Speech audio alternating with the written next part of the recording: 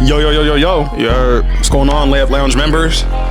We're here for episode 19 of the LL. We're here with Weez and my guy Ro. What's going on, brother? Chilling, bro. Ready to pod. Let's do it. We got some hot new NBA topics to talk about. Go ahead and like and subscribe. Do your due diligence. Do your due diligence. And let's dive straight in. All right, diving into our first topic of the day. As we know, the NBA has star power, and that's kind of the primary thing that drives the league is the highlights, the star power, bringing in the clicks. But we're not here to talk about the best superstars today, Roman. We're here to talk about the worst superstar in the NBA. Who is the worst superstar in the NBA right now? Ooh, the worst superstar in... See, it's tough because I feel like, especially now in this era, everybody is like skilled. Everyone got skills in this era right now. Because if you were going to ask me who's the worst superstar, like almost ever, like out of anybody, I probably would have said Shaquille O'Neal. Just because I probably would have said Shaq, just because I feel like he's just big, you know what I'm saying? He knew how to, like, he's big and coordinated. So I feel like if you have coordination and you bigger than literally everybody else, ain't nobody stopping you. All his points, I mean, what is he? He just got passed up by KD, so he's the 9th leading scorer of all time now. Those are all dunks. And he's just backing you down to the post. No one can handle him. So if you were to ask me all time, Shaq.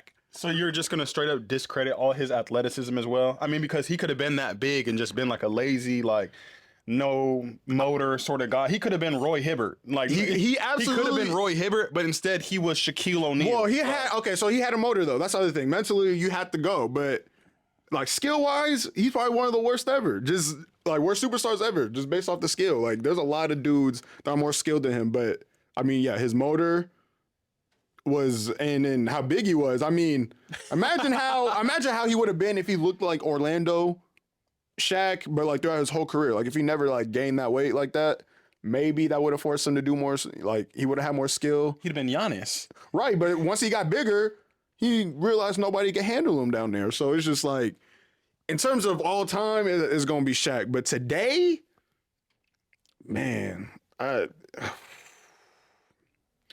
I said, it's hard. It's tough because everybody is skilled at something. Mm-hmm. I'd be Julius Randle. Like, is Julius? He's a star. Okay, so he's probably the worst. So he's probably the worst star in the NBA then. Julius Randle. Yeah. On what basis? He is strictly left hand. Like, and we talked about this before. I feel like left-handers are way super left than like a right-hand player. Like I feel like a right-hand player could do both hands more than a left-hand player can. I agree. But he's extremely left. If you force him right, he's trying everything in his power to go back left. He'll go right and then spin back left, like, or fade left, like something. He's going left regardless. Like it's the film's out there, the tape's out there. So he's probably the worst star in the NBA. Julius Randle. I'm looking at the dudes in Indiana though. I feel like if we're talking about stars, I'm looking at Pascal, like just very one-dimensional. I mean, he can shoot the ball now, but even still, his moveset getting to the rim, we know we're getting a spin out of Pascal. He can shoot. He got a jab step. He got some post-up game though. He got some midi, but it's just like it's boring to me. You know what I'm saying? It's very boring, and there's no star power. Nobody's buying no tickets to come see Pascal. Like he's not selling no tickets. Like he's a good winning player. Like, but I'm not paying no tickets to go. Like he's not selling out the arenas. And then even right now, I hate to be like the bearer of bad news, but Tyrese Halliburton, like ever since the All-Star break, we've been. Hold on, you the one that said you trade him for Maxey. Are we still standing on that or what? I'm standing on business, but I'm saying since the All-Star break, we've definitely declined to the level of Maxey or below Maxey. It's a slump. It's a slump, but at the same time, where's the star power? Like, you know what I'm saying? At the beginning of the year, you were drawing comparisons to a young Steph Curry. Like, people were trying to give you the keys. They crowned you a star. You were supposed to be one of those next lead guards. And I understand it's a slump, but dudes in Indiana need to step it up. Like, that, I think those are some of the worst superstars in the NBA right now when we look at it. I'm trying to think of one more, because I feel like, because in terms of superstar, I mean, because Sabonis is nice. I can't say. I mean, the motor. Obviously, we call him. No, I mean Victor Wembanyama. He's nice. I think you also got to look at Golden State now. I mean, if you're considering the big three still to be stars, the Are only you one saying who's still, Draymond a star? Is Draymond a star player still? he's considered a star player. Okay, then scratch whatever I just said. You Draymond Green's the worst star. He's actually, even in his prime, he might have been the worst star in the league at that point too. Like his peak is still very low tier star. Okay, you can't say he's a low tier star when he won Defensive Player of the Year. He was the best defender in the league in his prime. So you can't say that he was a low tier star. He was a 0 on offense. Okay, no, he wasn't. He was shooting 40% from three. He led the team in assists. Like, well, we can't just undermine the different things Draymond Green did for this team. Although we could say any player could have done it, Draymond did it. And I mean, he was the cog in the wheel that accelerated this team to multiple championships. Without Draymond, they don't get to play small ball. They don't get to have that same versatility that he allowed them to bring.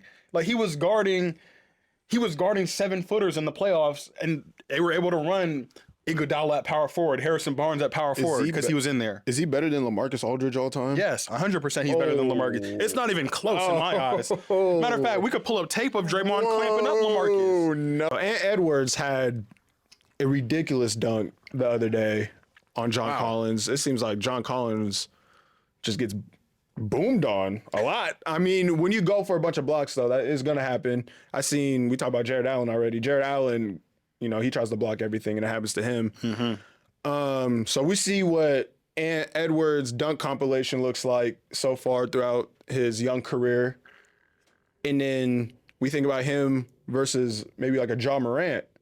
We haven't seen him in a while, but if you think about all his dunks, Wayne, who has a better dunk compilation, Ant Edwards or Ja Morant? Who is the better dunker? 100% every day of the week, Ja Morant is a better dunker than Anthony Edwards. And I think we're really taking for granted what kind of dunker and what kind of player Ja Morant is because he's out right now. Mm-hmm. But the things we see Ant-Man do right now, I'm not trying to discredit them. We see Ja do that twice a game, though. And it doesn't get talked about enough. Ja will come down the lane minimum once a game and do a highlight dunk that we've never seen almost. And it's just like, okay, he brought the ball behind his head, past 180, back by his back, and he dunked all over somebody. Or he threw it off the backboard, dunked it. Like, Ant-Man is getting all the attention this year because Ja isn't out there, in my opinion. Like, if Ja was out there, what we're seeing right now. We're seeing it's Grizzly highlights. We're seeing he's grittying all over the court. He's windmilling. He's tomahawk. We know what Ja's doing every night. Okay. Ant-Man is definitely, in terms of posters, Ant-Man is there for the posters just because he's catching people off guard. When Ja elevates, people get out the way. That's the difference. Whoa, you didn't see Ant Edwards when he had a fast break. He was probably one of the cleanest windmills I've ever seen. No, floating. I'm seeing floating. And then Ja Morant has a bunch of, like, when he tries to post to somebody, he misses a lot. He probably has a handful of posts. Bro, Ant Edwards is going for it every time. You see Edwards, he dunked on, what's his name, Watanabe? Yeah. Okay, no, that's boomed vicious. On him. That's vicious. Ooh-wee. And then we got the one versus John Collins. He has many more. I can't think about him right now, but he can dunk on people. And if he's on a fast break, he could do something crazy. And I hope that both of them are in the dunk contest next year because I think that Ant Edwards is more than just an in-game dunker. Ja already dunked on Wemby. I mean, so he climbed and Wemby can catch him and will catch him. But Ja already got him. Ja played for a week and dunked on Wemby. I mean, that just telling. Come on, are we for real? Like he was on the court for a week this year, and he dunked on Wemby. He did. So I mean, he did. He's one of those dudes where when he's on the court, people gotta watch their head. Ant-Man's the same way, but Ja it's different, bro. The way his elevation, the way he float. We've never seen nothing like Ja Morant. But the power and strength of Ant Edwards, I feel like anything you got to watch out for him because like you kind of said it already. You said that Ant Edwards is most likely to dunk on like posterize. He's dunking in traffic. Ja Morant in a half court setting, he's not dunking as much in a half court set. Like almost all Ja Morant's dunks are on a fast break. No. Almost all of them. I'm not saying all of them, but almost. Like Ant Edwards will catch you in the half court. And he'll catch you on a fast break. He's going for it every single time. And that's, hey, man. I don't know. Again, they said they looking at him and Mike like, Oh, and you seen what Mike said, or according to Chris Broussard. Yeah, I don't know. He's a Jordan head. I don't know. According to Chris Broussard, He said he called me. Nah, you called him, he bro. did He did not call you. He did not He ring did the not wake phone. up in the morning and thought I gotta call Chris Broussard. No. no, just off the top of your head right now, since we're talking about six men, Yeah. who are some of your favorite six men of all time? Just like from just some of the favorite teams you've watched. They could be just whatever player, whatever year, but just some of the favorite six men that you've seen play, or like just on their role on that team. I mean, obviously, first one comes to mind is Jamal for sure. I mean, he was crucial for that Clippers team. Like, just Doc gave him that role, like go in there and just go get buckets. And I think that the way the team was formed, perfect for him to go just do that and rock out. Manu Ginobili, I think that he probably has to be the best six man of all time, right? I mean, brought the Euro step here, or at least, you know, patent it in some way. Championships. He has a couple All-Star games as well. So I think that, I mean, yeah, he's got to be up there as one of the best. Jason Terry. Jason Terry was cold. Lamar Odom. Lamar Odom was cold. I feel like there's more out there. I don't know. Personally, I love Lance Stevenson. I mean, Didn't he start though? he ended up starting. He ended up starting, but he came off the bench for a while. So he was their sixth man. And I'm thinking he ended up starting during that series against the Heat, but he was like for a while just their sixth man. And when he checked in the game, you know what you're getting. It's the energy, defense, the antics, all of it. I really liked Jordan Poole, young Jordan Poole for the Warriors. I mean, he's doing good as a six man. I think that's just his role. That's his role. I feel like that's really his like real deal role. Yeah. Coming off the bench and being a flamethrower. Yeah. But I mean, when he's thriving in that role, it's some of the most fun hoop to see. Just because like he's playing loose, the ball handling, the shot creation. Like, he's a great player to have out there against another opposing team's second The unit. second unit, yep. He can create, he can score. Yeah. A fun one right now for me, and he's probably gonna win Sixth Man of the Year this year. Malik Monk. Nah, he's for sure. For sure. I feel like he's up there, and he's gonna, if he just keeps stacking years as like a six man, he's gonna end up in that same boat as like a Lou Will, Jamal Crawford almost, just because He might get $100 million next year. he might deserve it too. He's a starting caliber wing player in the league. 100 million, like, because if Duncan Robinson's making 90, he's at least $10 million better than Duncan Robinson. Duncan, I mean, yeah. Duncan Robinson, he's had a bounce back year this year. He's shooting, like, but shooting's a premium right now. So it's just like, you know, That's what they pay for. Yeah. Malik he can hoop and he's a energy guy. Like, He's killing. Kevin Durant, talked about him a little bit. Kevin Durant just passed up Shaq for 8th all time in scoring. I saw a clip saying Shaq telling Durant, like, hey, I want to see you at the top. First of all, I think that he's kind of hating on Bron for that. I don't know. They got some. Shaq's been hating lately. something going on. Hold on, I gotta talk about side note this. I gotta talk about this. He's been hating. Did you see what he said on his pod talking about I knew my career was done when I was putting up Dwight Howard numbers? See, that's hate, bro. What are we doing? that don't even make sense. Like Dwight never even did that. Like, maybe on the Lakers, but like, what do we? But at the end of Shaq's career, he was averaging like 2 minutes a game, bro. He was done. His knees were cooked. That's why his name is a meme, Celtic Shaq. That's why. You know he was starting on that team actually. Yeah, he was. Shaq was like, Durant, I want to see you at the top of that scoring list. And I feel like that's hate on LeBron just because he know damn well that Kevin Durant is not gonna be in the league long enough to try to catch. happening. No, it's not happening. It's not happening. But I wanted to ask you, how far can he go? That's a good question. I feel like Kevin Durant is one of the most unpredictable superstars. He is the most unpredictable superstar in NBA history. I think it's fair to say. We've never been able to predict his next move in terms of where he's going to play, if he wants to play for that team again, if he likes his teammates. We don't really know. He likes his teammates. That's what I'm saying. We don't really know, like, until everything falls where it is. So if Kevin Durant plays for 7 more years, like if he wants to play, and we understand basketball is his true passion, like he loves hoop more than anything. He got no kids. No kids, no girl. Hoop, no taper. He just Right. he just hoop. You know what I'm saying? And shout out to KD for that. You don't Like, care about nothing but but hoop. Like, I really I want to mold my grind after that and really just lock in and Right, nah. get into that same mind space of just whatever I'm focused on, I'm locked in. Facts. So shout out to KD. But at the same time, if he plays for the next 7 years, he could be top 3 all-time scoring easily. And I feel like no one can block his shots. KD by the end of his career, he could be a pick and pop player.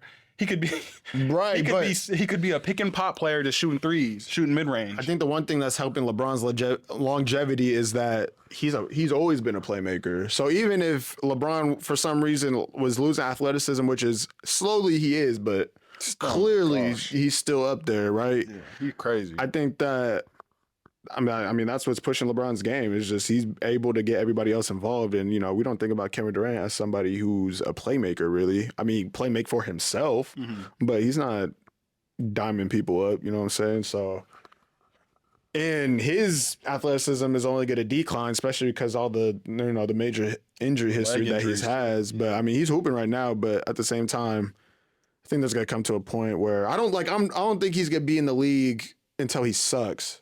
You know what I'm saying? Like, he's good to retire with some game left in him, So I don't think I'm gonna say.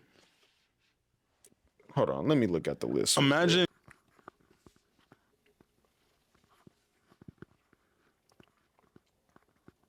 Yeah, I think he could probably get to 4, at least 5. Where's he at?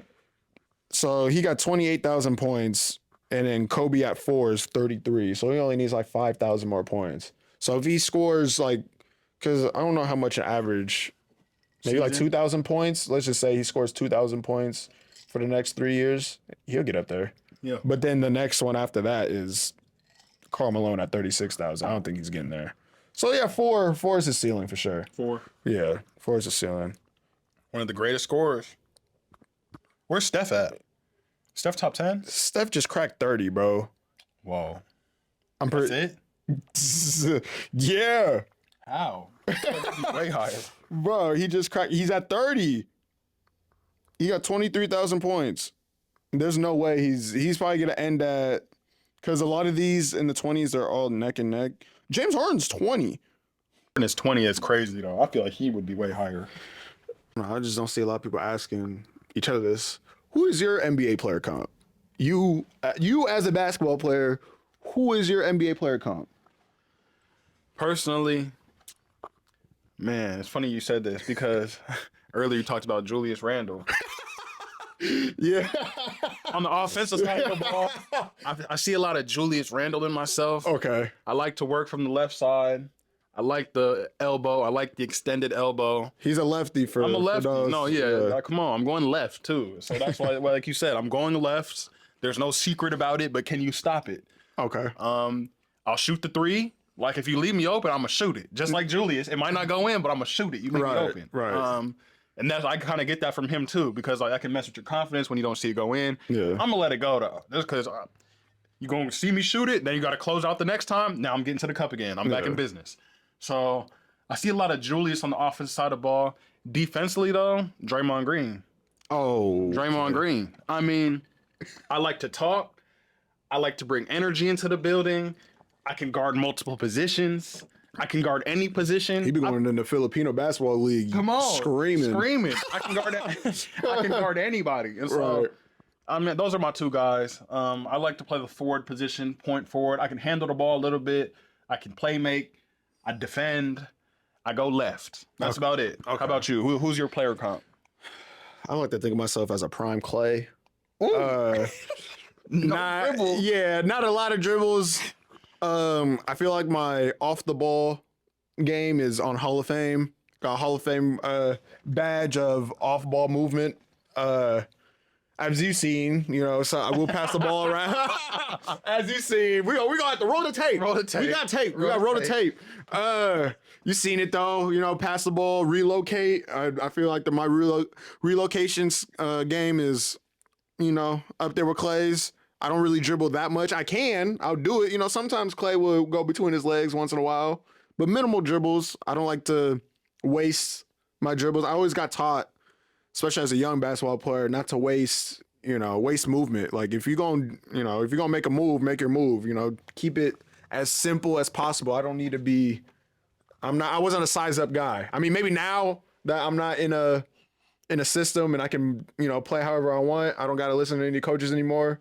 I like to think of myself as a Dame Lillard now, but definitely in my real playing days, and even now still, like when I'm playing with somebody I know that can handle the ball, if I'm the best shooter out there, I want somebody else to try to set me up. Definitely prime Clay, with defense like Trae Young.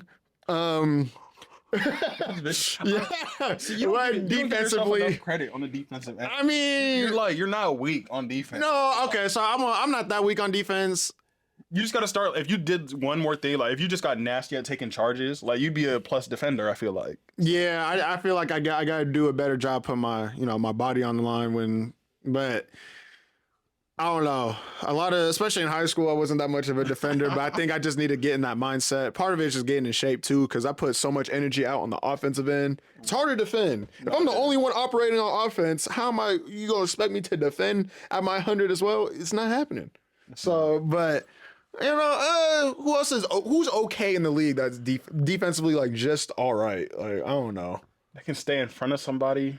I mean, Dame's he's starting to become a better defender not now. bad. Like if I have defenders behind me, I can play better just because it'll look better. But, You don't. That's what I'm saying. You don't just be getting toast. Like I I don't get told. You get Yeah. baked. Like you don't be getting taken to the post. Like you're not a liability. You know what I'm saying? Like No, I'm there. Yeah. It's just I'm small. Like so, it might look like I can't play because people be shooting over me. But yeah, prime Clay. prime play. I like that. I see a lot of JT too. Jason Terry. I see a lot of the Jet just because you be spice talking too. I mean, I be talking, especially in the Clippers. You see what Herb Jones did to Paul George jumper? Oh yeah. You see what James Harden did to Kawhi Leonard the other night? Bro, no, that killed. And that was against my team. No, it's true. I wanted to send that to you so bad. I was like, they're not taking y'all serious. Bro tried to block his shot. Bro thought it was a drill. Kawhi was hot too. He said He thought it was a closeout drill. They're up 20 and Kyrie Irving is fasting, and it's reported that the Mavericks are flying out a private chef that's cooking him vegan meals. So Mark Cuban's taking care of his $1 million investment there. real one. So I just want to talk about Kyrie for a little bit. I mean, he's currently on a tear. Hit the game winner the other night. It's one of the craziest game winners we've ever seen. He's a right-handed player, turns over the left shoulder, shoots a left-handed hook shot over last year's MVP. Bang. Like, come on. Or excuse me, 2 years ago's MVP. Bang. Yeah. So I just kind of want to talk about Kyrie Irving and when is his prime? What was Kyrie Irving's prime in your opinion? When was his prime? Probably from when they won the finals. I mean, would you say he's still in it?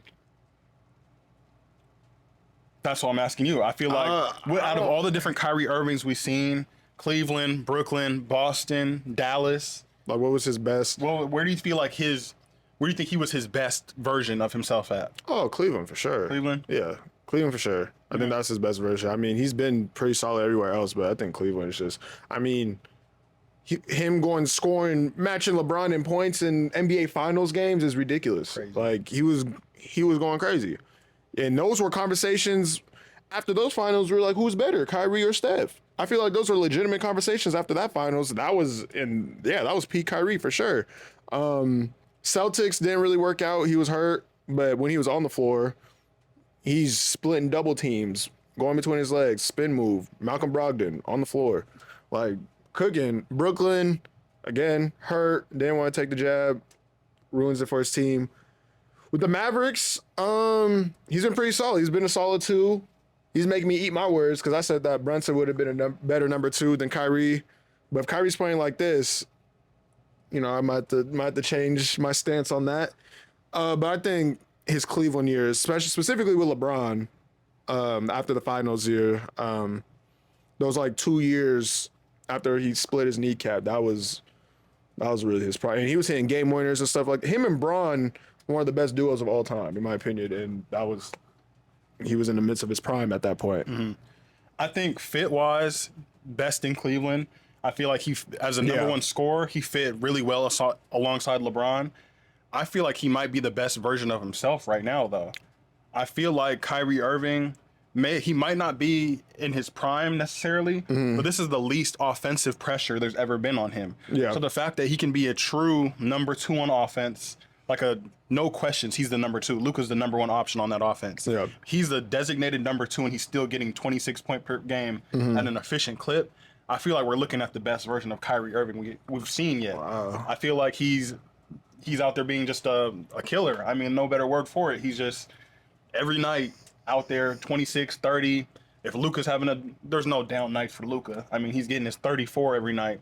So those two are just coming at you offensively within a tidal wave of just points. It's nasty. Is he one of the best second options of all time? 100%. I mean, and you really look at his career, the only time he really went out there on his own was Boston. And we saw how that was a young JT, yeah. So he was the number one. He was the number one option on that Boston team. Yeah. And I mean, that was his first stepping away from Cleveland. Like, he wanted his own squad, and we saw how that shook out. Yeah. So as a number 2 option, Kyrie Irving, it doesn't get no better than Kyrie Irving. Every team he on as a number 2 option is a contender. Is he a better number 2 than Scottie Pippen?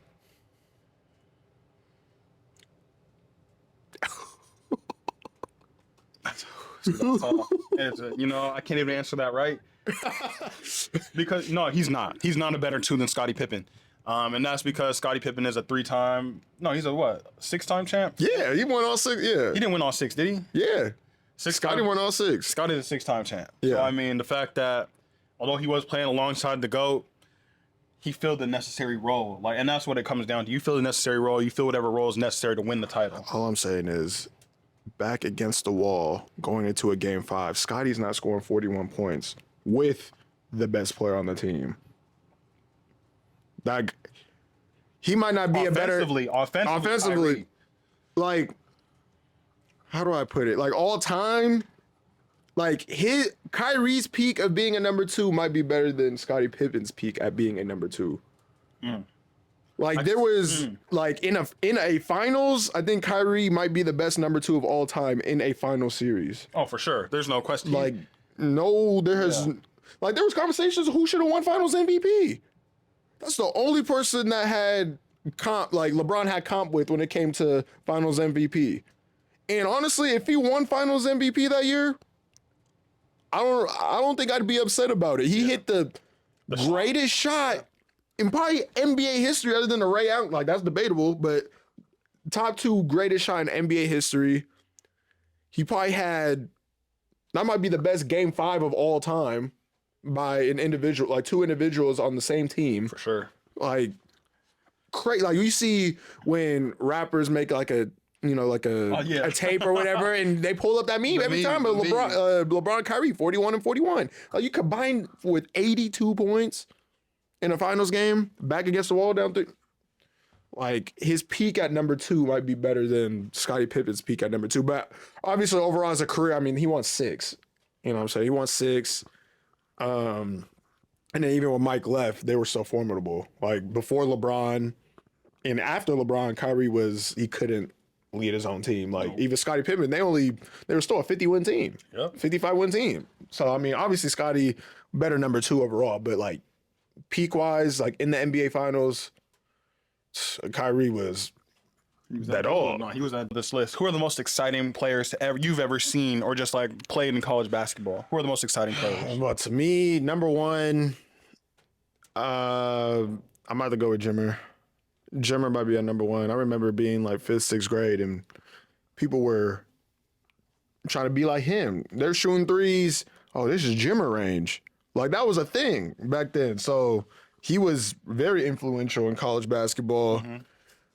Who else? Number 2, probably Steph Curry. Steph Curry was going crazy out in Davidson. Small school. He had players like LeBron. He had NBA players pulling up to his college games. So he was going crazy. Ooh, who else? We're just saying college overall. Yeah. I mean, Caitlin Clark got to be in there. 100. Caitlin Clark got to be in there. She might even If they win a chip this year, they might be number one. Just because that Iowa team is buns. They just give her the ball and go, and they go. Like Right. like outside of her, we don't know anybody on that team. All these other teams got like LSU stacked up. We know at least 3 players on their team, so it's like gotta take that into consideration.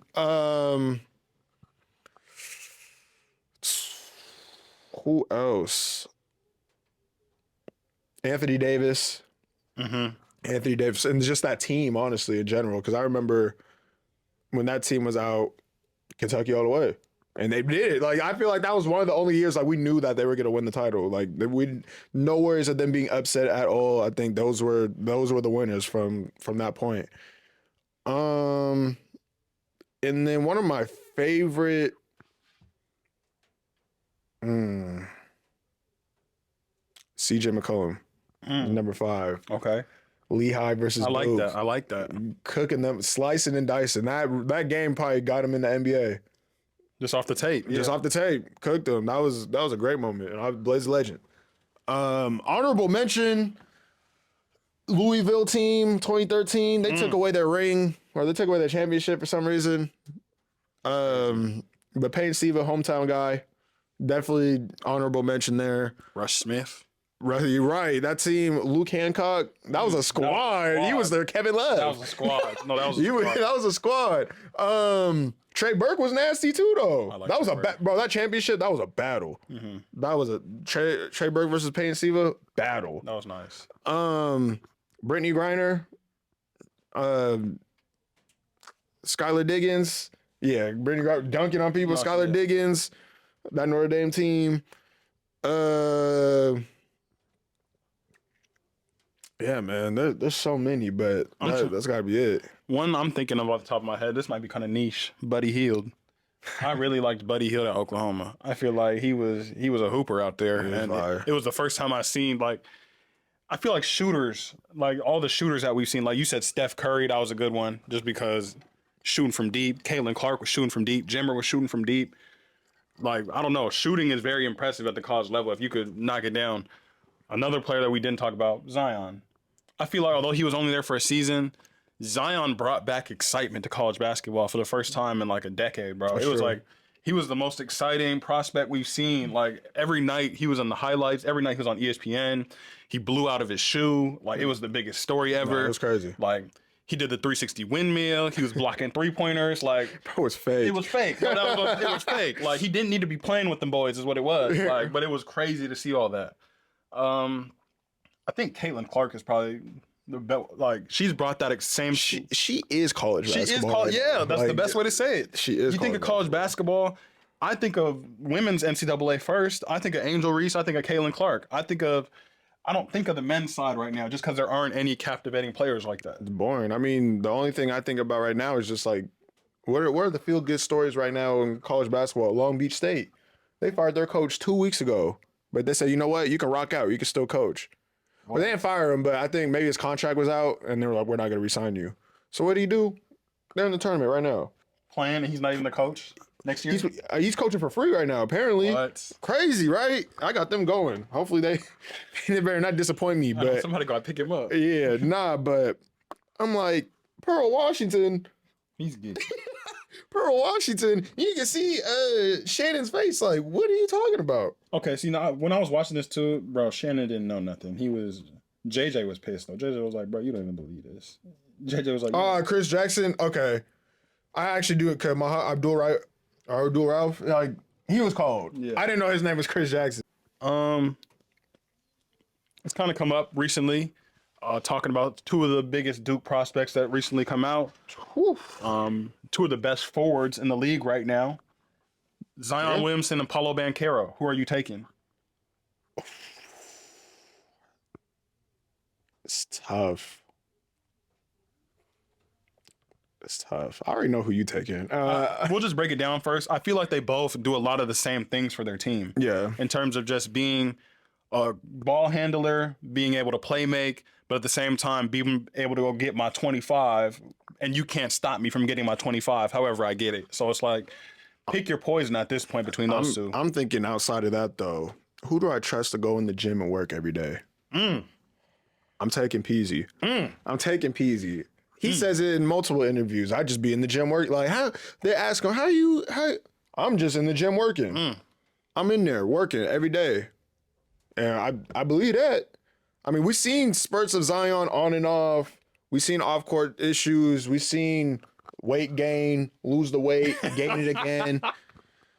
And I mean, Zion's a freak of nature, though, so I'm sure it's not super difficult for him to lock back in and lose the weight, but I'm taking the guy who's locked in all the time, who takes his craft seriously, and I got to go with Paulo. I mean, it might seem biased, but, I mean, and we've been closer to, we've seen the work. We've seen it, and so I got to take, but Zion right now is on a tear, you know what I'm saying, but you ask me right now or just like going forward, like what? I'm just saying, if you were to pick your piece going forward, I think it's. I gotta pick Paulo because I trust the work. I don't. There's nothing.